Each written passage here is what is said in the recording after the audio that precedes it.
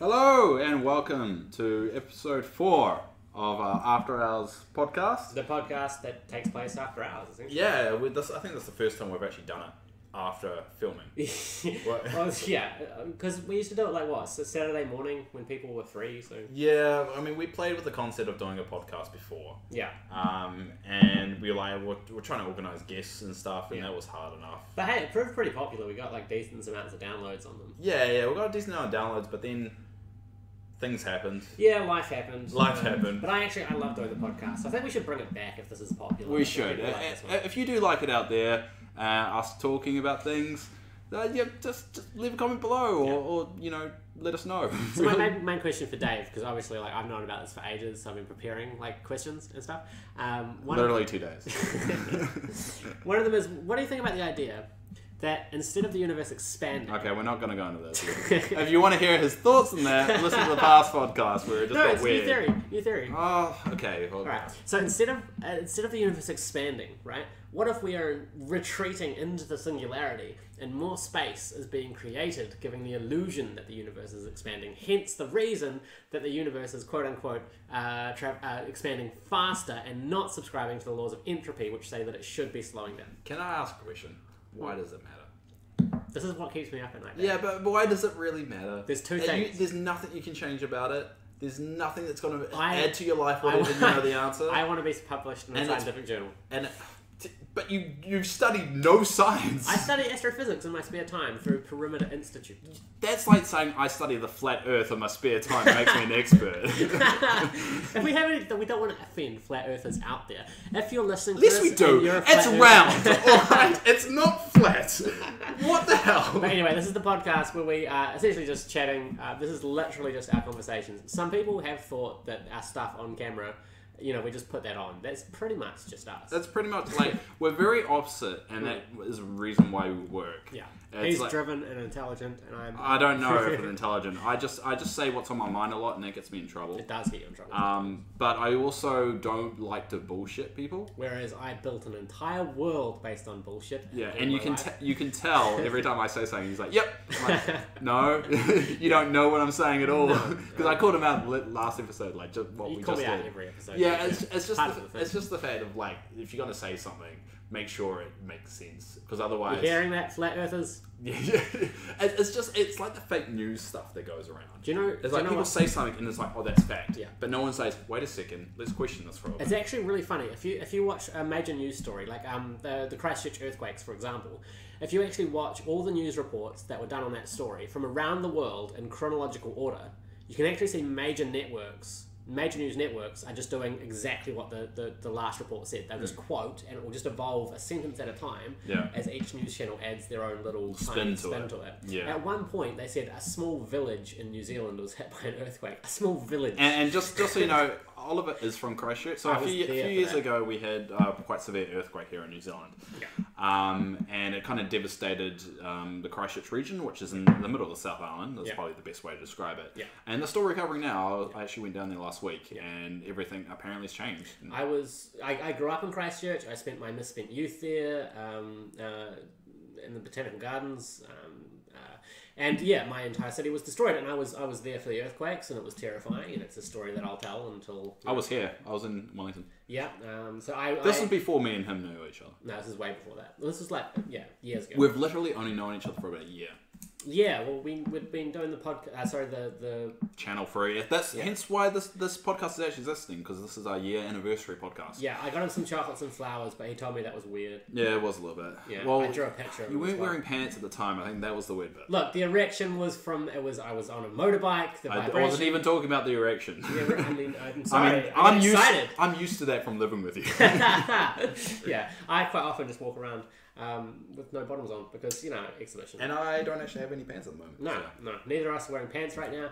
It's very, very erotic. He is wearing pants. Yeah. I'm wearing shorts. They've tuned out at this point. They've probably tuned out the podcast already. But yeah, basically we figured the podcast is going to be a good way of people actually hearing more of us, not really being filtered by a topic when we do Dragon Taverns or when we do NPCs or any other content that we have on the channel. We normally have a topic we talk about, but sometimes we just like to banter, and talk about shit that's happened towards the channel or to our lives. And later on in the pod, we will be reading out some fan emails that we've gotten over the time. Which feels weird because essentially... It's weird to say fan. Yeah, because we're just like... We are literally just nerds who started a thing because nerd culture. Because it's the only two... Like, we only knew each other...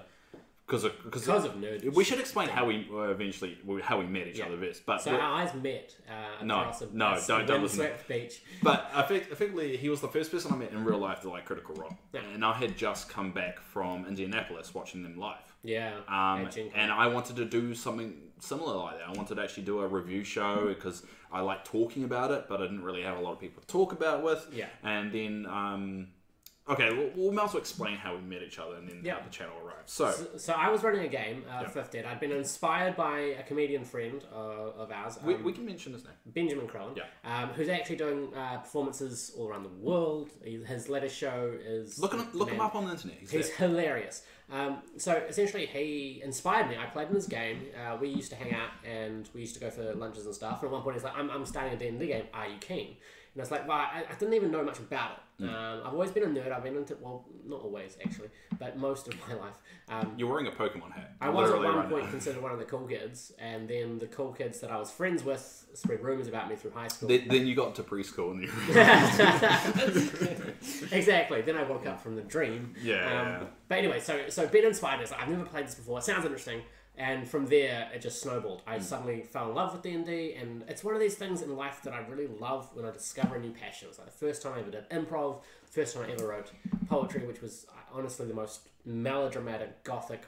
You still do. Prose. Once in a while, pops up on Facebook. But I just eye roll. This is even worse of your girlfriend going on about how much she loves you. It's like, oh god. Well, see, I'm currently trying to be influenced by like tanka and haiku because I'm traveling to Japan in a couple of months. Oh, that's right. But anyway, Ben inspired me. I fell in love with D&D. I can't even remember how I got you into the game. Was it on Vic Deals? It was Vic Deals. Yeah. So Vic Deals is like a New Zealand trading website. And I essentially went on there and it's not a website, it's on Facebook. It's a Facebook group that pretty much anyone that's in Wellington or around the Wellington region join. Yeah. Because people when they're looking for people for new flats or selling something or just something chaotic is happening and someone posts on there and everyone can see like if there's a fire down in Wellington. You know? Or quite often if someone wants to scam you over $200 by selling you fake tickets. That's happened recently. Yeah. That happens a lot. But yeah, I put a message out, said, hey, I'm starting a 5th Ed game, and I knew nothing about 5th Ed. And do you remember the picture you used? No. It was Matt Mercer. Ah, right. Yeah, it was Matt Mercer. So I must have been watching Critical Role before that. You would have. Yeah.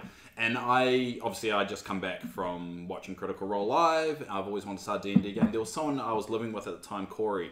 He's a brilliant artist. He's actually drawing up architectural pictures for a casino in China, for a dinosaur-themed one. It's amazing. But he had started his own D&D group, and I wanted to join one, and so I just saw your ad pop up, and then I reached out to you, and then we met up at Cafe No Dragon, which is where you work now. Yeah. Come and stalk me.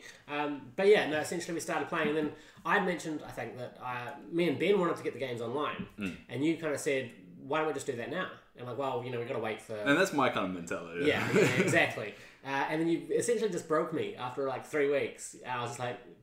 fuck it, let's just do it. I think it started off with me, you and Ben getting together about starting a YouTube thing. Yeah. And Ben had an interesting concept. I'm not going to mention the concept just in case he wants to run with it. Yeah. But one thing that was annoying me is how long it was taking. Yeah, literally, we've been talking about it for at least a month. Yeah, because I remember we came over here and we had a talk about it, and then that was it for a while. Yeah. And I was looking for a new place at the time where I was living because I wanted to move out. And there was... And then you mentioned the idea, I think it was your idea to do, why don't we do a recap and review of Critical Role? Yeah, and that was before I was living here. Yeah, and we thought, you said, why don't we just try it, we'll do 3, and if we enjoy it, we'll keep doing it. Yeah, and we enjoyed it. And even though we didn't have a lot of people watching at the time, we enjoyed kind of being able to push ourselves to watch and take in more of the episode than we would normally do, because... Because you don't, when you're just watching it recreationally, you don't take notes. Exactly, and when you're listening to a podcast for 4 hours... you will miss things. Yeah. And I think it's really unfair to we've had this quite a lot, like attack us for not picking up certain things that meant more to you than us. Yeah, and it's difficult, but it's actually kind of cool now at this point. We get people that are like, oh, actually, when he said this, he meant this. And we get that other kind of like wealth of knowledge from the critter community. Exactly. And we like that. Yeah. And there's nothing wrong with that because it's all about how you consume the content and what you get out of it. Okay, now this is a really important point that I just want to touch on. If you have people that are spreading personal preference in a way that they say it's fact, this is bad because blah. It's like, no, like you could say the Critical Role is bad because there's no real costumes or something. And it's like, look, you have to understand that that kind of bias is a personal preference. It's not fact or necessarily a reflection on the content because other people get different things from each piece of art. And I think we've had that discussion off camera a lot about what you get out of it and what I get out of it. And it's the same thing with the games that I ran. I knew that you don't like combat. You are much more interested in... I kind of like the social aspect more than the combat. Yeah. I do like combat once in a while, but it kind of feels like a lot of power is taken away from you in combat. Yeah. Is the fact that you can't talk your way out of a situation. You're locked down. You're kind of locked in. You have to wait for other people to do it. Yeah. And with Critical Role, I love the moments that make me laugh hysterically and the moments that make me cry hysterically. Yeah. Whereas your kind of enjoyment for Critical Role is the characters, the people. I like the characters. I like the story. Yeah. I like those interactions that are very spontaneous and you can tell like nothing was planned for this moment. Yeah. Sometimes like a lot of people make the joke about Critical Role being scripted and all that jazz. You can see the way I see it is that they probably each one of the players, and Matt especially, do have pre-planned stuff. Yeah. There's always going to be pre-planned, like I know my character has gone through this, or I know my character wants to do this, and that's pre-planned, and that's fine. That's absolutely fine, and a lot of people think that's bad, but I don't think it is. No. And it's awesome seeing when those pre-planned ideas get kind of sabotaged or ruined because of other interactions that are taking place. Or a dice roll. Or a dice roll, or something that Matt has planned and it doesn't really fit with what they're planning and they have to adapt to it. And I think that makes it awesome. And that's what I wait for, those moments and inside jokes and stuff like that. A lot of them, I'm not much of a lovey-dovey person as well. So when it kind of gets down to that, but I think that's just me. Whereas I've got no soul. Long story short, because of that, the channel started expanding, or as some would say, retreating into the singularity. We started it, and I think once we got to like the third, we've done the third episode. Yeah, I think so. We started in like episode 93. Correct. Of Critical Role. Which, by the way, if you're listening to this whilst on the web, if you go and check out that first video we did, it's horrible. It's like 4x3 aspect We didn't even ratio. have a bit at the start. No, and it was a complete potato camera. Yeah. I'm fat. I'm not that fat anymore. I've actually put a lot of work into losing some weight because I wanted to eat healthy and that kind of thing. I have about the same amount here. I always wear a beanie, if you notice. Yeah. Like every single video I wear a beanie because I'm bald. Yeah. I'm going to reveal that now. That's why. I'm bald. That's the reason. I'm subconscious about it. I'm not a very good bald person because I'm not owning it. Yeah. But no, I'd come from a performer background. Yeah. Acting, improv. I've been in shows for ages, so I was very comfortable in front of the camera. You yourself kind of was doing it almost to prove that you could do it to yourself. I want to get good at this. I've always wanted to entertain people. Yeah. And I've always wanted that to be my thing. And which I think you do. I mean, you say sometimes in parties you say, I've got social anxiety. I do. And I'm like, dude, look at how good you're doing. I hide it quite a lot, and a lot of people that have social anxiety, even though on the surface it doesn't look at it, if you notice their hands, or if you notice they'll probably be rubbing or sweaty, or they're kind of doing a tick, or something, and that's what I do quite a lot. Yeah. When I get a little bit inebriated, drunker, I do loosen up quite a lot, and I'm a lot more myself. But I'm not a huge, and that's why doing this channel is a nice way of because it still doesn't feel a bit real. If that makes sense, because I'm not seeing anyone that I'm putting it out to. Yeah, you're not doing it in front of a crowd. Yeah, but when you see a video that's been watched by 4,000 people, you're just like, oh. Well, that's the thing. Technically, the biggest crowd I've ever performed to is the video that got 4,600. Because even at 4.7 now. Not that we're counting. Not that we check it every morning. No. But the largest crowd I've actually performed to was about 1,000, a couple of hundred. Yeah, tell me that. Yeah. Yeah. So this was actually weirdly more. But I agree, it's a lot less daunting than standing in front of a microphone and having a whole room of people who are just holding their drinks and quietly looking up at you do something funny. Yeah, exactly. That's why I can't imagine if we get big enough to do a live show or anything. And now I know that's a little bit egotistical. I think we're going to get that big. Yeah. No, it's just one of those thoughts. I don't know whether I could ever reach that. But I was filming an NPC episode I never think about how many people are watching it. Yeah. I'm just like, I've just watched Critical Role, this is what I want to say about it. Yeah. And then leave it with that. And then afterwards, once it's live, that's when I'm just like, alright. Well, see, for me, it's like... Because you're a performer, like you can kind of like, let it happen kind of thing. Yeah. It's this thing. It's the thing with Twitch that I love when you're watching someone play World of Warcraft or Overwatch or whatever, and you jump into the chat, and while they're playing, and there's always people watching, they mention you like, "Oh, thanks for the comment" or stuff. Like that was so exciting for me because I kind of have that in improv. Yeah. Like you can banter with the crowd, but it's you can't connect and talk to someone on the other side of the world in an almost live setting. So I did Twitch for a while. Yeah. And what I was doing it for a good like 6-7 months, and then it just started got overwhelming for me. Yeah, it just got too people got too personal, too kind of like you owe us this. Yeah, and I was just like, I don't feel like I owe anyone anything. I was doing this to challenge myself and push it, and now it's starting to feel like every time I go live, I have to. Now this is an interesting point in terms of what art is being perceived as these days, because a lot of the time with the whole celebrity... You're going to get all hippie on me. Sorry, I'm a hippie as well. I used to be a pot-smoking hippie. Oh, I've seen your sister. She's a Hare Krishna hippie. Yeah. So essentially art has come to a point with the whole celebrity thing, and there's numbers on this. Over 50% of high schoolers, when interviewed, said they wanted to be famous. You realise that's now recorded if you're wrong. It's something like that. Because I feel like you're making up. No. It was at least 50% said they wanted to be famous, yeah. and they didn't care what for. They just wanted to be famous. So this is kind of turning art into a product. Whereas the great thing about Wellington, where we are, is it's a very bohemian artist community. People put on shows because they just want to share something. They don't want to do it to get famous and get a name in lights and get paid. They just want to share. I think as a culture also we're more modest. Mm-hmm. It's because we've got a lot to be modest about, considering the size and scope. Yeah, I mean, we do. I mean, if you look at New Zealand as a whole and what we achieved, it's statistically, it's huge. We've got rugby. We're like number one in rugby. Yeah, David Tua was alright for a while. David Tua was alright. We just had Joseph Parker fight for the world. Yep. But I mean, he didn't do very well. But what we're trying to say is that I mean, you think about Lord of the Rings and that that was a huge thing. We produced 3 films, blockbuster films, and we say we because Wellington was just everyone knew someone.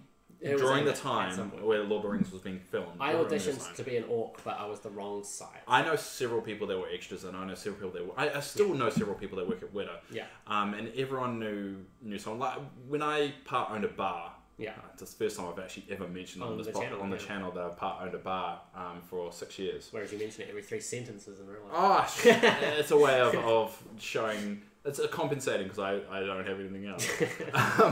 I drank with some of the guys from The Hobbit. Nice. And it was really weird to hear what they were saying is the fact that they can never, like in other places they filmed, they could never just go out and just drink with normal people. Yeah. Because everyone would make a big deal about it. Yeah. But when they would come, I'm not going to mention exactly who it was. Yeah. But when they came into our bar and just drunk, and it's like, we love New Zealand because people just treat us like a normal person. Yeah. It's because we don't think too much of, like, you're an actor who works. Yeah. That's all we really see. I mean, for me, like when I saw Ginny Weasley recently at Armageddon Expo. Oh, really? You never mentioned that? I couldn't help but get excited because this is like someone that I've admired for ages. But you're absolutely right, because once you get to a point like that, and these kids in Harry Potter, right, they didn't know how big it was going to be. No, I think they were like 11 or 12. Yeah, they were kids when it happened. They just thought, hey, cool, we got a part in the movie. Even Jenny would have been younger. She would have been like 9. 9. Yeah. Now, the thing is, that level of fame means that your general interactions with people are going to be completely different than you and I. You can sit next to someone at a bar and be like, hey, what's up? But if they do that, they get this probably overwhelming and by now tiresome thing. Oh my god, I love doing this, and can I take a photo? Or they get the stares. They'll probably get the stares a lot of people who are too nervous to go out. Which is what, like, with the Critical Role cast is like, I've always thought, like, if I've met some of them when I went to an episode of something signed. Yeah. And I'm not a big kind of sign this kind of thing. I just did it really just to say, hey, I came from New Zealand to watch your show. Yeah. Well, you are a collector, but not that kind of. I just kind of wanted to do it just to say I did it. And I just collect autographs so that I can commit bank for. Yeah, so I've still got the guide that you get at cons. Yeah. I got that signed, and Matthew Mercer's page signed. But I think I wish I didn't do that because I got Matthew's one and I got Laura and Travis's one. Yeah. And Matt was all good. But it felt like a generic kind of, hi, it's great, as they do, because there's a line of people. Yeah.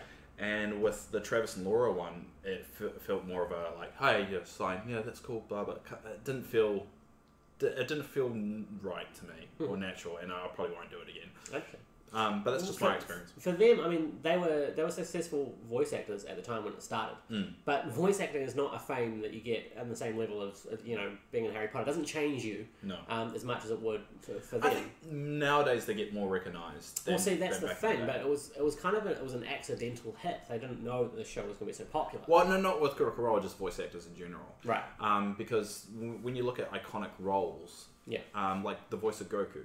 Oh yeah. Sean something. What's her name? What's the one that does? Oh, you're thinking of the Japanese actor, but I'm thinking of the English actor. No, I was thinking about The Simpsons. Oh. I'm huge yeah. So, well, nowadays, because we've kind of grown up, we idolize these voice actors a lot more than they used to. Like back in the day when people, like the voice of, I was just watching a documentary on Halo. Oh yeah.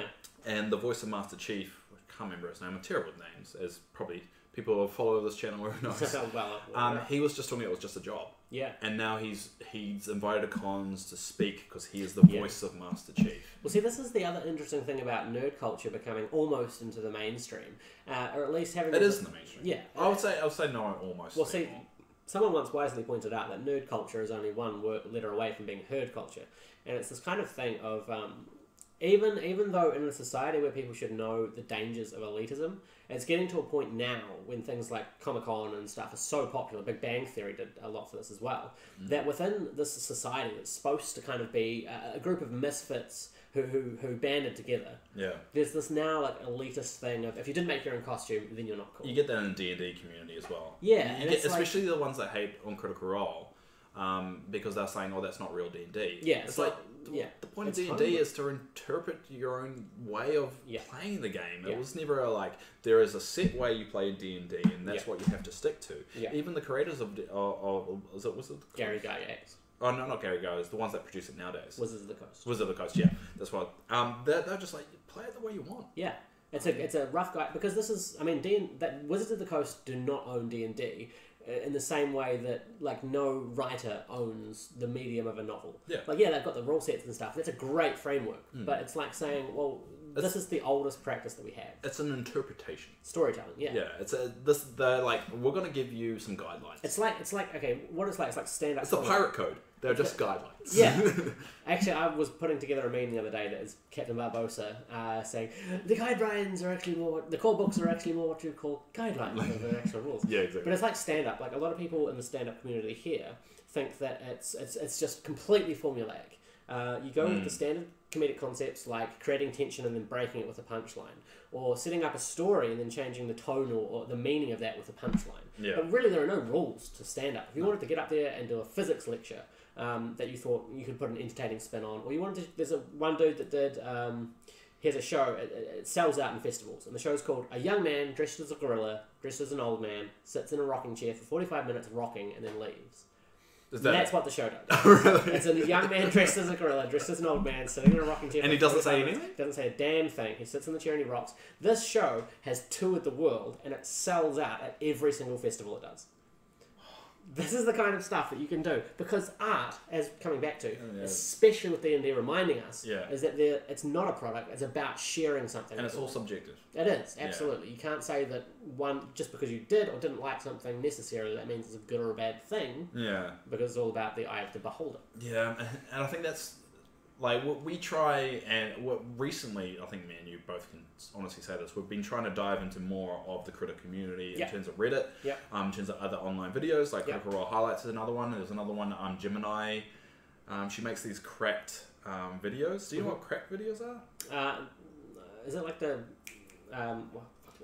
it's kind Sweden versions? No, it's kind of. It's basically they take a clip and they add in additional clips or zoom in on someone's face and a good example of it is Dragon Ball Z when Nappa says what's the power level and then Vegeta goes it's over 9,000 and then people elongate that and then there's a nuclear explosion so they add in so that's kind of like a crack kind of version like Vine and Tumblr kind of so there's been a recent rise of those kind of videos for Critical Role and there's some really nasty toxicity that's in the community which we don't play a part in, but we see it. Yeah. Especially people commenting on our videos. We have someone that downloads every Critical Role video we ever put out. He's actually told us to kill ourselves. Yes, and at first we were removing the comment, but then we're like, oh, people need to see this. People need to see that some people are just jerks. Yeah, and the great thing is, I feel about the critter community is unlikely in an unlikely way. It's the majority of critters are really awesome people. Yeah. That's what I love doing this. Whereas if you do stand up and improv, you get a mix of people. Yeah. Who could just be dicks, but critter community generally is. But I mean, I've got a few personal issues that I have with the critter. So the Critical Role fan page. Right. Just there's some things that grind me on there. It's just that they're very kind of. It's like if you do anything else that kind of goes against what the admins think, you're going to be blasted or blocked or removed from it. And especially a good example, and I know this may seem like I'm attacking any admin that is listening to this for the Critical Role fan page, but to be honest, I'm just giving my perspective on it. When they had the net neutrality thing going on, and there was a lot of people posting on the Critical Role fan page about supporting it, not supporting it, well, making sure it doesn't happen. And the cast were very vocal with that as well. But anyone posting about it on the fan page were either blocked or that post was removed, and they got basically a scolding from the admin. I remember you telling me about this. And I disagree with. I think the point of the Critical Role fan page is support Critical Role. And that includes the cast, and that includes anything behind the show.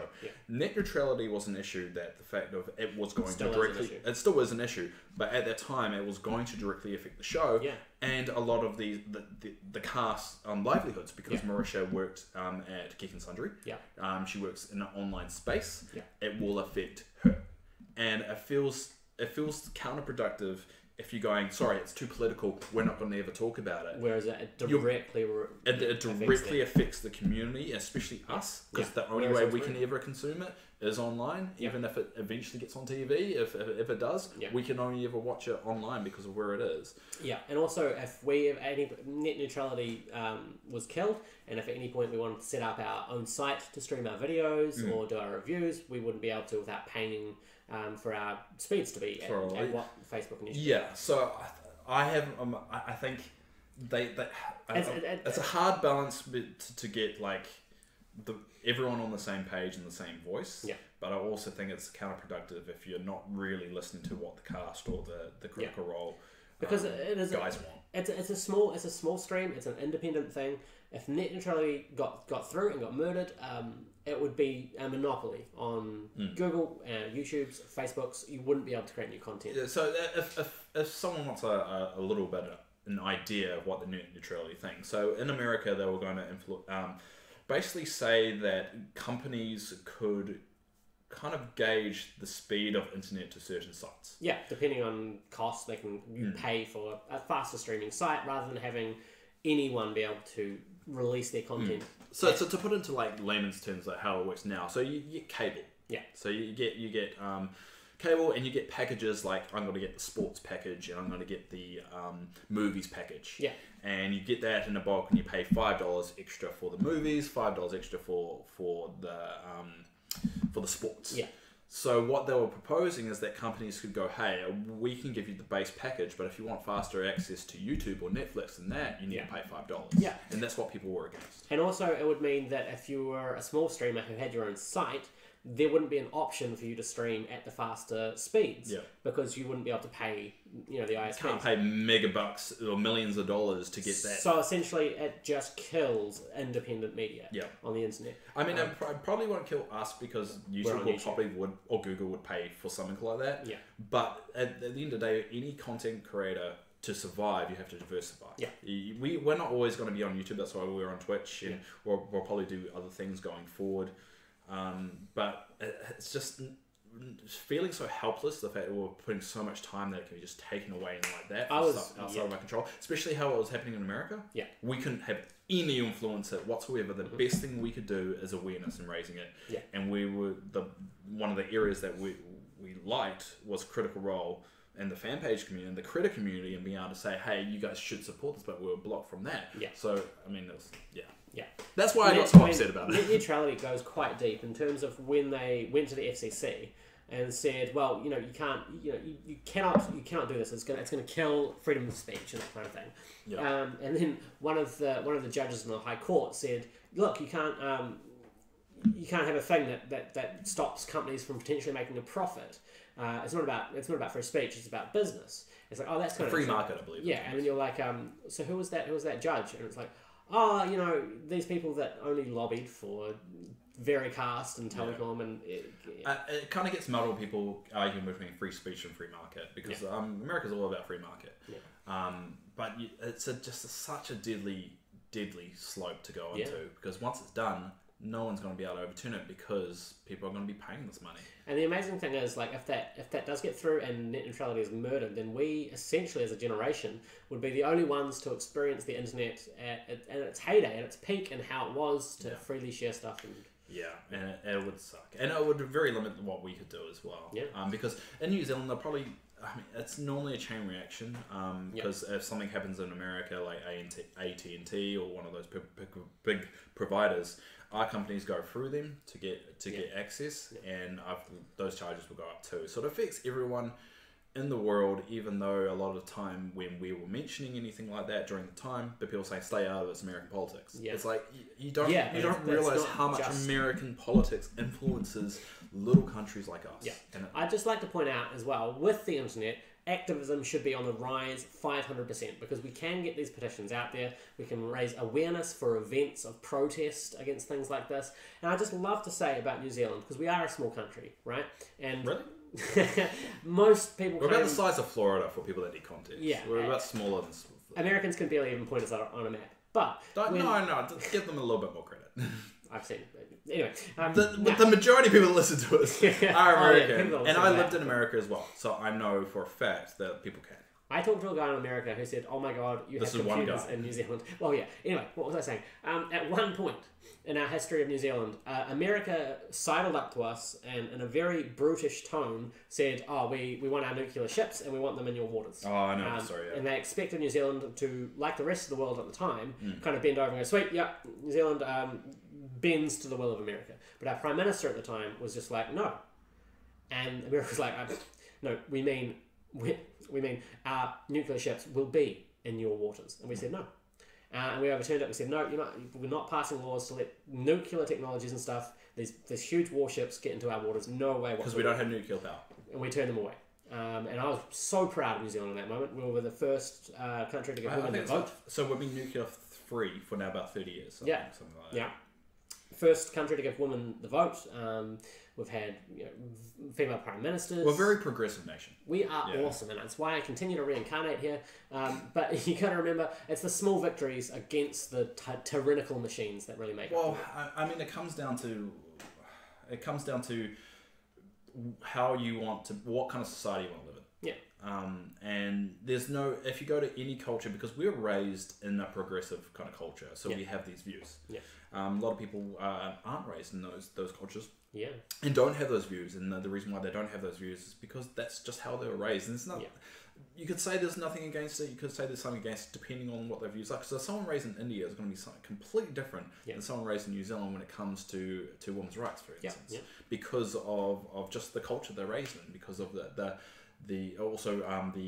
arranged marriages, and that's coming down. But there's a big kind of cultural shift about what's acceptable. It makes a big difference on how you're raised, and you can't go around saying our way is right, your way is wrong. Yeah, you kind of have to say you guys have to make that call. Yeah, but we're also going to stand up for what we believe is right. So, for what you're talking about, the nuclear weapons, America's accepted that's okay, and nuclear weapons is fine, but we haven't, and it's all about coming to respect that. And I think that was one of the biggest shifts that people started to realize that New Zealand is just not another country that can just let see anything in. Yeah. We do stand up, and we're stubborn. Yeah, and the world was kind of taken aback at this tiny little country that decided. It was a big deal at the time. Yeah, I think it was in 1987, 86. Here's another interesting point about the internet and its potential power. Throughout the history of science, there's been a lot of things that have held back the progression of certain fields in physics and beyond by some things like celebrity. There are people that have held on to their research and not spread it around the scientific community, like groundbreaking ideas, because they're like, no, if I keep this and get it perfect, I can release it and get a Nobel Prize. I'll be on stamps, kind of thing. There's other stuff of people taking other people's research, but with the internet, with the wikis and things, now I can access pretty much any bit of information on any theory on anything in the world. This is why I love Perimeter Institute. But that is also a double-edged sword. Because you can read something and assume it's true. Where we're getting all the fake news and getting all the flat earth. I think the reason why the flat earthers things has come up, throwing back to what we talked about at the start, is the fact of because that information is out there and well presented, and the reading their content and like thinking that must be fact.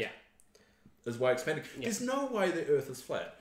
Every planet, you can be on. Okay, the one test you need to do is be on Earth. Get a telescope and look at other planets around the bloody solar system, and they're all round. Do you honestly think our planet is the only flat one? apparently, flat earthers say it's round, but it's a disc, and the flat side is facing us. The flat side's always facing us the entire way. The synchronicity of the moon and the Earth, the same side does face us the entire time, but it wasn't like that. It just when this comes up, it feels like we're going backwards. but for example. One of my favourite things is Perimeter Institute, which is this university in Canada. And they publish lectures that they do for the scientific community there live, but then they live stream it and they put it on YouTube, and they take questions from all around the world. And I get to like listen to like Harvard level, Yale level interview lectures and stuff just at my computer at home. And it's taught me a lot of things that I'll never need. But astrophysics is the one that I've kind of decided is my passion. I love that kind of stuff. There's free software. There's Worldwide Telescope, which is basically Google Earth. So why is the Earth flat? So the Earth is flat because it's actually on the back of a turtle, which is standing on 4 elephants. Oh, really? Yeah. Oh, that makes sense. That makes perfect sense. How long have we been going? No, tell me, don't worry. Okay. So the one thing we'll go on that. Yeah. Is the fact of it all comes down to the person watching that content too, and them being open-minded enough. Because the problem that we have is that people have their mind made up, and they will search the internet to find, even if it's an unpopular opinion, and factually untrue opinion, there's bound to be something out there that validates that opinion. Some other crackpot. Yeah, well, crackpot or someone trolling. I mean, that happens a lot. Some people would like just putting something factual out. I'm doing air quotes. I know I shouldn't have done that on the pod, but something that is factually untrue, but they troll because they know people will believe it. Yeah, absolutely. And that's toxic. P.T. Barnum said that people want to be fooled, and stuff like spiritualism and things. You have these guys, these douchebags who I'm going to be harsh here, but I feel like it's justified. We'll put on this charlatan act of cold reading and say, "Oh, I'm getting a message from your loved one." Like mediums. Yeah, give me $1,000 and I'll give you a reading. Kind of thing. And the way that it works, the reason it works, is because people will remember what backs up what they want to believe. They will get a few hits and they'll just focus on that. And anything else the medium says that's completely wrong. It's just reading body language, isn't it? Well, cold reading essentially. It's stuff like, Dave, so look, you're at least like 25. I can glean that just by looking at you. So I can easily say something like... I do not look like I'm 25. I said over 25. But I can glean from that. You've been around long enough. I can say, Dave, I feel like you've lost someone in your life. And I could say something Wow, shocker, right? Yeah, exactly. But because people want to be fooled in that environment, they're just listening to what they can take and go, yes, see, it's right. I feel it's the same thing with misinformation. Well, I think, especially when you go to mediums and things like that, they kind of they're going there to try and get some peace. They've already decided they believe when they step in. And B, these guys delude them, the mediums themselves delude themselves into thinking that I'm doing something good. It's all about confidence. But really, that's what con man stands for. Confidence tricks. That's actually where that term comes from. But the problem is when you're using these techniques to get in someone's head and change their perception on the world and stuff. So when someone says the Earth is flat, there are some people that I think are born of the conspiracy thread. Yeah. They're ready to disbelieve. I've got a cousin who does that, and I hate seeing his Facebook pop up. Once in a while, it's like he's one of those ones that think there's Twin Towers or a conspiracy. It's the same thing of help groups for UFO abductees, right? These people get together with another bunch of people who have all had the same delusion, and because they can share it in a confined space, they validate their own delusions. It's one of those tricky things as well. It's like, when do you start thinking someone is delusional or just someone is just misinformed? Yeah. Because, I mean, delusional, it kind of implies that they're kind of crazy. No, they're believing something that has no basis in reality, but to them it's very real. Exactly. But sometimes people are just misinformed and just need to be, not need to be, but they need to be more open and discover another side and see and come to a different conclusion. Or perhaps they've been, like we said, brought up to believe in a world of ghosts and the afterlife and things, and then they'll get together with other people that share the same views via the internet. You get validate each other. Yeah, exactly. This is how cults begin. Now, I work in mental health because I've experienced schizophrenia throughout my life. Like I've That's seen the first time you've mentioned that on the pod. On the pod. I'm amazed that these people got this far, to be fair. Haven't worked it out. So for me, I 100% understand where someone's coming from when they say, I believe this thing. To me, it's very, very real and it sounds ridiculous. Like for me, I honestly at one time believed that everyone around me was an actor. And it was the Truman Show. You told me the story, Now for me, that was completely real and I knew it 100%. This is me, a rational, liberal thinking individual. Rational? Liberal thinking individual. It's like, I'm a rational person. Truman Show. Now, because it was so real for me, I would be, if someone came up to me and said, look, no, it's real, you're on the Truman Show, I would 100% just go, oh, I believe this. Whereas everyone else is going, no, dude, it's a delusion, seriously, come here, we'll talk about it. So that's the problem. Yeah, I mean, I think we're both very sympathetic when it comes to mental illness, but we have our own battles within our own interpretations about mental illness. I suffer through severe depression. And it's a fine line you go with someone that's just like mentally or delusional and someone that maybe is just misinformed. And I think we're reaching the point where it's either one extreme or the other. Well, see, one thing that bothers me about the realm of psychology is the fact that most of the modern medicine systems, you see this again in the mental health in New Zealand, is the doctors will bring you in, they'll ask you questions, and they'll go, oh, you feel this way about the world. What does that attribute to? Oh, this word. And then what does that word attribute to? This medication. And it's not becoming a place of healing and self-discovering and identifying what is good behaviour mentally and physically and what is bad behaviour mentally and physically. It just becomes here you go. They're trying to treat mental illness as like a biological disease or a condition. Yeah. Like if someone's got the flu, how do you treat them? You treat them with medication. This is the medication you give them. But mental illness for so long has been treated the same thing because they see it as a like-for-like thing because it's just a chemical. And people just say it's just a chemical imbalance. You can solve it with more chemicals. Now, I will go on record to say that I do believe medication helps 100%. I believe that too. I've worked with people in my field where I've seen them when they're on meds, I've seen them when they're not. But what you're saying is also 100% valid. It is a chemical imbalance and the medication helps with that. But it's the byproduct of the chemical reactions that are misfiring in the brain, the beliefs that are associated with them. But what I was saying is that people go, oh, it's a chemical imbalance, easy fix. And instead of people saying it's a chemical imbalance, but there's more to it because this affects your thinking, this affects your personality, mood, everything. Your worldview. And for a very long time, while I was going to depression, everyone's just like, oh, just cheer up. And stuff like that. And I didn't talk about it for a while, and I hardly ever talk about it. One thing I really admire that you do is you're willing to try and help yourself. You're actually on a mission to try and combat it. It's because I've come to the conclusion that doing what I've used to be doing hasn't worked. It's not achieving anything. I'm still stuck in my ways. I'm still waking up in the morning wishing I hadn't. And that's why we do the channel, and that's why we do the podcast, and that's why I was streaming for a while and putting myself, and that's why I want to eventually do improv and actually be on stage, is because I know I don't want to be this way, and I know it's not going to be fixed. Just like waking up one day and no, absolutely. Yeah, I'm with you on that. And I think that if people, if you're out there and you're listening, you're struggling. I think it's important to remember you're not alone, and hey, that's something the internet and you can will do. feel alone. A lot of people, like I've had that cliche thrown at me.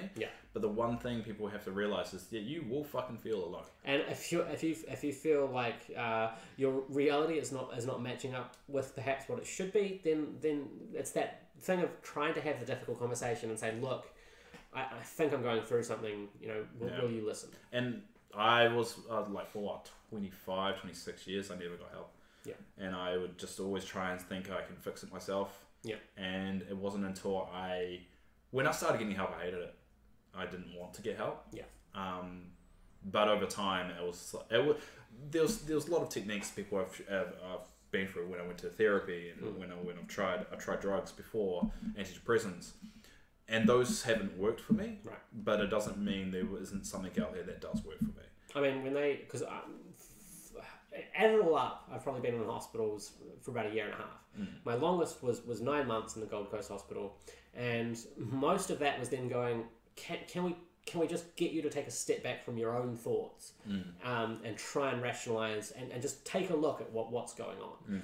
They also tried me on a ton of different medications until something worked. And months later, 3 months after being in this place where they were just trying to help. Yeah. But it was very difficult to see that. You don't perceive it like that. No.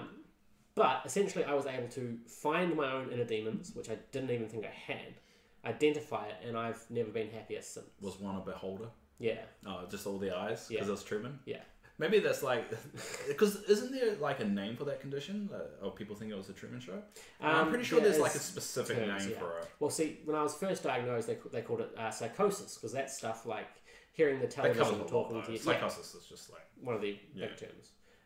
But it was the specific delusions of having the TV talking to you and having, the radio talking to you and stuff. But that later became diagnosis as schizophrenia. But I was supposed to go through that. And for a long time I thought, my mental illness has put me on a path. I've detracted from my destiny. Now that I have that, I'm not living the life I should have been. And while that was true in my mind, that was only because I didn't expect it. Yeah. But I 100% believe that that's what was supposed to happen, because now I'm using that to meet with other people going through the same thing, and where I work with my mental health groups, and I can offer at least, hopefully, some counselling. And I mean, all that stuff led you here. Yeah. And everything I went through led me here. So that I don't know if that's a good or bad thing. But we're still figuring that out. I think if you take one thing away from what we're saying here, or what I'm saying here, in terms of the schizophrenia thing. So we're all crazy. Deal with it. Yeah. The foundation of the course that I did in peer support, which is the new kind of idea that we're trying to get into the system. You don't have to offer solutions to someone to help them. Simply being there with them while they struggle is often enough. Yeah, because I've been listening. I recently was seeing someone who worked at Youthline. Yeah. And she worked on the phones. Yeah. And their technique wasn't about when someone calls up and offering them solutions. Yeah. It's basically just listening to them. Yeah. And just saying, and kind of like letting them come to their own conclusions. Yeah. Because they're stronger for it, because they came to their conclusion. Yeah. No one else did. Yeah. So like someone that's suffering depression and realizing, you're in this rut. Why are you in this rut? And talking it out actually leads you to where you're actually supposed to land in terms of the solution you're going to come to. And maybe small things like, hey, let's go for a coffee, or no, just tell me more about that. It could be enough to change that person's day. Yeah, and I'm really bad at asking for help, because it's just my way of thinking. Is just that I think it's my problem, and I often think people that do listen to me when I go all this deep and meaningful, and people, my friends in that, they're only doing it out of pity. And I've always thought that. So every time someone like reaches out to me, and I think they're only reaching out to me because they know what I've been through recently, that they're only doing it because they feel bad and they just don't want it on their conscience. So that would be one of the thoughts that I'd be encouraged, like, just to take a step back and just I know that way of thinking. Yeah. But it always enters my mind and I can't help it. It's like the thing of when I'm walking down the street and I go, oh, that's Tim. And I'm like, oh no, that's not him, that's someone else. The first reaction that I have, my brain just goes, oh, recognition, I know this. It's almost a knee-jerk reaction sometimes to live within a delusion. Someone says something, and your brain's first reaction is to interpret it this way. And that's one of the really difficult parts about the journey is trying to identify that. Yeah. That was really deep. Okay, so let's do a slight change of tack. So we got sent fan art. I wanted to talk about this because we're going to talk about the fan art first. Yeah, because it's got the eyes. Okay, we'll bridge this. Yeah. So over the time of us having this channel, we've always said you can email comments to us. Yep. At the D20multiverse@gmail.com. Yep. Or even send us fan art.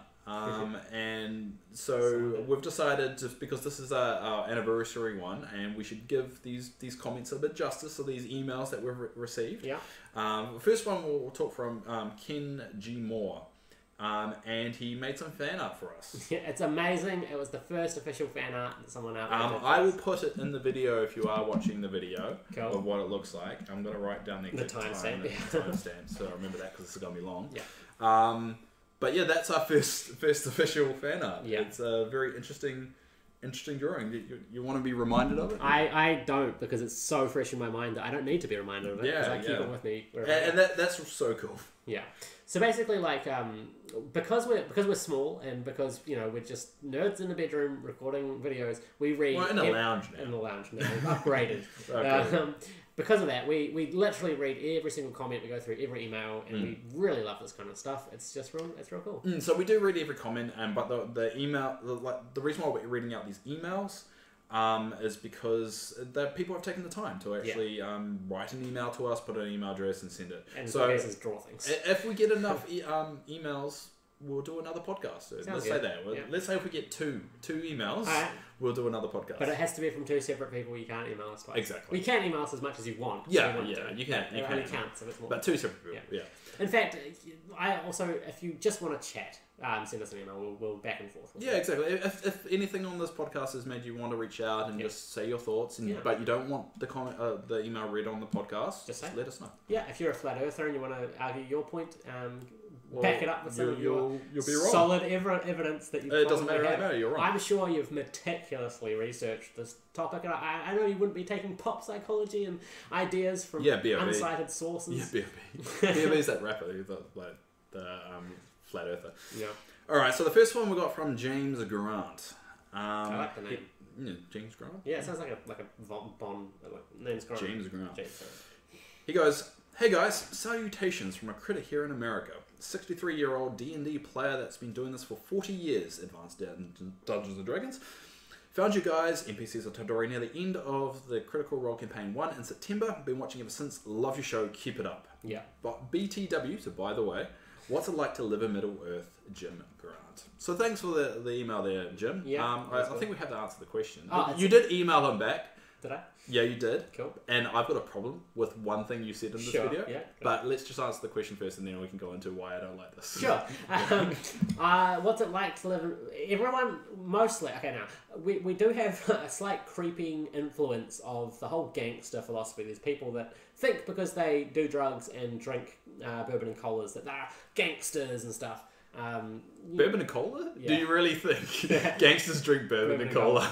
In New Zealand. You really need to find out. You need to meet more gangsters. If you were a gangster out there and you want to meet Ollie, they will give you my address. You can show up at 3 in the morning and just bourbon and cola. Yeah, no. What I'm trying to say is the majority of people that live in New Zealand are these chilled out, friendly dudes, and I think it's because the country itself is so beautiful. There's so much nature everywhere that it's just hard to be kind of peaceful here. My version of it, we just don't care. Yeah. We're just like, whatever. Yeah. So living in Middle-earth, it's amazing because we almost feel like this pocket of the world where we're just kind of hidden from all the main noise and hubbub that goes on the global stage. Recently, with us getting like more international recognition for things we've done, like Lord of the Rings and rugby and that, and Lord. The modesty is starting to fade away, I reckon, slightly, because we're getting a little bit more arrogant. Patriotism really scares me. Because you can exploit it to make people do terrifying things. I know, and that's why I kind of like the modesty we have, and especially with our channel, it's like we know we're small fish in the sea. Yeah. But we like doing it enough, and we like the little community that we have, that we're going to be modest about it. Yeah. And when someone says great video, sometimes I feel a bit off about that because it's a compliment, and I'm just like. Well, see, there are small places like in the South Island. There's this little town called Motueka, which is a Māori. Motueka. I've been there a few times with my sister because we used to hitchhike around the South Island, which you can't really do anymore because it's too dangerous. But you get to do it. We picked someone up on the way. Yeah, I'm just saying, like, be aware. Like, if you're going to do it, there's dangers. We got picked up by a skinhead at one point.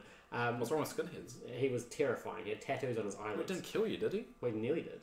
We did. Oh, did he stab you? What did he do? What did he do to nearly kill you? He actually was quite lovely. He drove us straight to the house. That we You're discriminating based on someone's looks, and that's very bad. He was terrifying. He had big tattoos and cargo pants and stuff.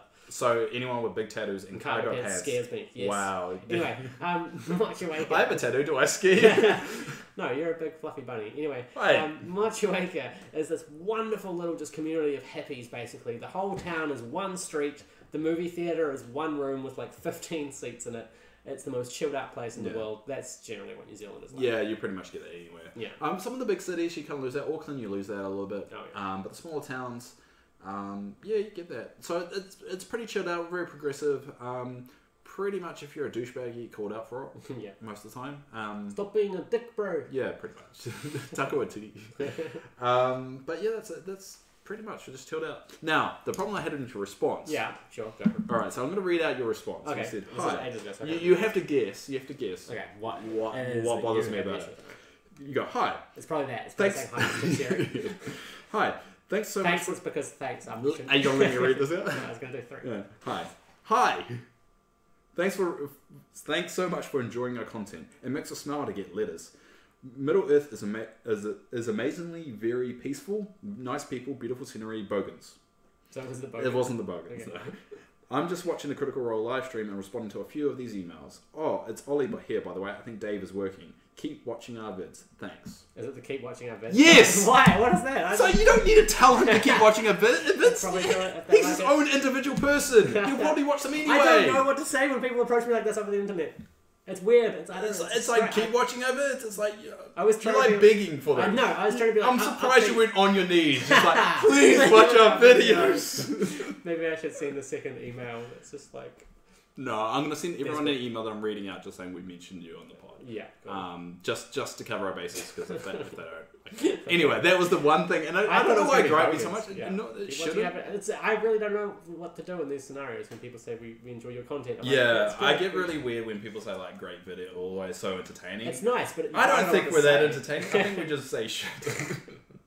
We just maybe it's refreshing to see something so randomly bizarre. Yeah. All right. So the next one is from Bill Stevens. Oh yeah, let us go. All right. So Bill Stevens sent us an email and he put a lot of things here. So we'll go over them. So Dave and Oliver is how it starts. Yeah. No hi. No, and it should have been Ollie and Dave. Come on, I'll Bill. let that slide. Come on, Bill. Yeah. No, Oliver and Dave. Hey man. Dave and Oliver. Put your best foot forward. Yeah. Yeah, I know, he did. Yeah, Ollie and Dave. Yeah. No, he did. No.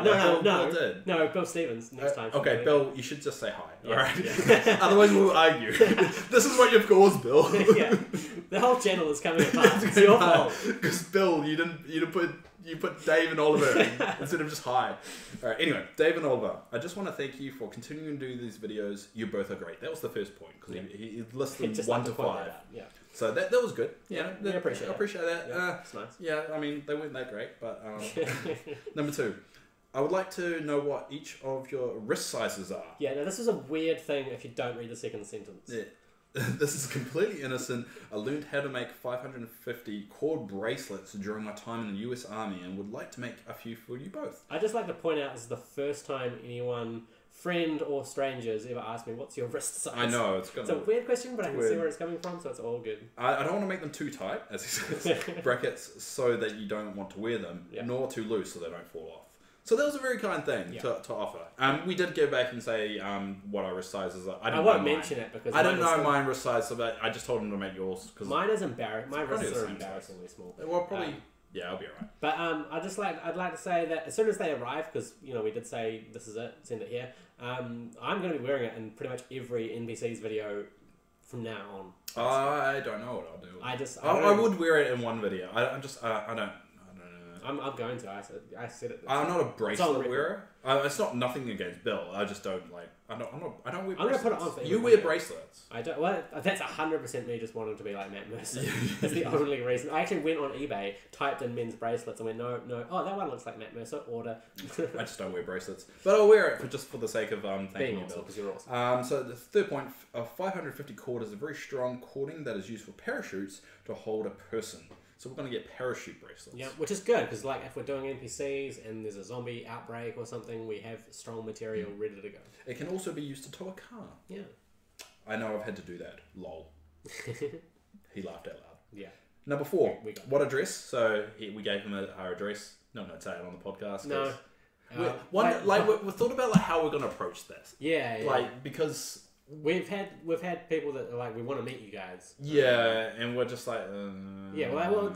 we could. And we don't live together as well, so not it's even more more awkward. Yeah. But maybe one day we'll get a PO box. Yeah, do it that way, but I think that's a long way off. Because I mean, it's very rare for someone to actually want to send something to us. Yeah, yeah. But we also want to kind of like, if someone's kind enough to make something for us. Yeah, we want to receive that. We want to be able to like receive it and do it justice, like we're doing here. Yeah, for sure. And number 5, again, thanks for doing these videos. Keep it up. Yeah. So I'm just going to respond. Hey, keep watching our vids. You did respond. I'll see if you said keep watching our vids. Okay, I probably did. Where are you? No, that was alright. That was alright. Do you want me to read it? Yeah, read it out. You go, hey, Ollie here. That sounds brilliant. Do you want me to read your wrist size? Yeah, sure. I'm 6.1 inches. Yeah. I have embarrassingly small wrists. I'm very. No, I'm 6.1 inches. Yeah. Like Laura Bailey will be happy with us. Yeah. Phrasing. Around my wrist, Dave is similar. This is one of the coolest things a viewer has ever done for us, so we want to say you are awesome. Glad you enjoy watching us. We put a lot of work into this channel. We put some work into the channel. We put enough work You put a lot of work into the channel. I go crazy. We haven't talked about our thumb, or are we going to? Do you want to? I think the best thing to do in this scenario is just keep smiling civilly. Okay, we're not going to have that. We'll have an argument on another podcast about what we're talking about. To be vague, we're just teasing people. Yeah, this that's why you argument. should watch the next one. To do it. This kind of stuff does honestly This kind of stuff honestly does put big smiles on our faces. So thanks again. It does. We have an address that you can use, and it's an address which I'm not going to say. What's like 12B Baker Street that we can use in place of that? That's like what? Sure. No, because people actually will send it to 12 Baker Street, and there's a Baker Street in Wellington. Oh, right. So I don't like random stuff popping up. But if you do want to send us anything, do it. They have to tell us exactly what we're going to be expecting, and if you do want to say anything, you want to send an email to us that you want us to read out on the podcast, send it to d20multiverse@gmail.com. Well, if we do, because if we get 2 emails, we'll do another one of these. If we get 2 emails, we'll do another one, and we'll make a promise that on the next one that we do, we'll read the emails that we get. Yeah, we'll definitely read the emails because we probably won't do a podcast until we have something to bridge it at the end. Because the main reason why we're doing this, 1, for the anniversary of our channel, and 2, to do these emails justice. Because there's one thing just replying back to say thanks. There's another thing to actually say it on part of our content to show how much we actually appreciate it. And it's actually interesting. And again, it's going back to talking about Twitch that people get a kick out of like hearing their names and stuff. Like when we did a bit for NPCs of Wildmount last week. We mentioned Jason Snowwolf, and then his score was like... You said Leonard as well. And you did Leonard. Yeah. Well, of course. Leonard is out, We'll tell the story of Leonard one day. Yeah, maybe in the next podcast. Yeah, in the next one. But yeah, we're going to end it there. So thank you all for listening. Whatever this banter was, hopefully you enjoyed it, and hopefully it's been in the background. You just listened to us ramble. Let us know what you think of it, if you want us to do more or not. I just like to give 1,000 points to Hufflepuff, Ravenclaw, Slytherin, whichever one you are, maybe Gryffindor, just for getting this far. I'm quite amazed you made it. Ginny's tainted you. Me and Julia bought a Harry Potter place. Who's Julia? Doormat. You haven't explained who Julia is. Sorry. Because we make the joke about you having a girlfriend. Yeah. You actually do have a girlfriend. She was on like one of the... She was on D20 Help Desk, the last one, No, Afterhours. Yeah, and she's been on Help Desk as well. Oh, yeah. She popped in on the last one. Yeah, she's been there, so she actually does exist. It's not someone like a... Oh, God. But yeah, we bought a Harry Potter doormat at Armageddon Expo. It says Aloha Mura. Oh, I thought it just said Ollie. Boom! That was clever. That was so clever. I'm Dave. I can come up with well-timed, perfectly constructed criticisms and witticisms that are really funny and on point. I'm Ollie. I state the obvious. Yeah. Anyway. And sometimes the fact that we're not expanding, universe is not expanding, we're retreating into a singularity. Alright, thank you everyone that's listened this far. Thank you everyone that loves our channel. Thank you. Make sure you like, subscribe. Tell us what you want if you want more of this. And yeah, we'll hopefully talk to you next time. I love you.